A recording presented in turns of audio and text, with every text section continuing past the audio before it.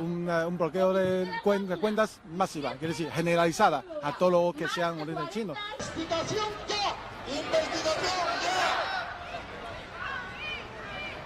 Y a bloquear todas las cuentas sin previo aviso y que nos digan que es por una ley de 2010, que entiendo que la ley ponga que hay blanqueo de dinero en países y tal, pero la ley no especifica que solo sea en China que hay blanqueo de dinero. Hay otros países que también ponen blanqueo de dinero y, por ejemplo, a ellos no les han bloqueado la cuenta.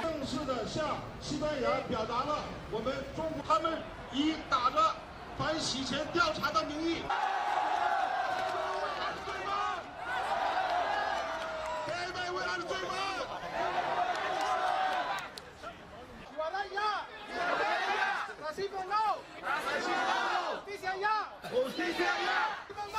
¡Racismo no! ¡Justicia ya! ¡Justicia ya! ¿Por qué no? ¿Por qué no?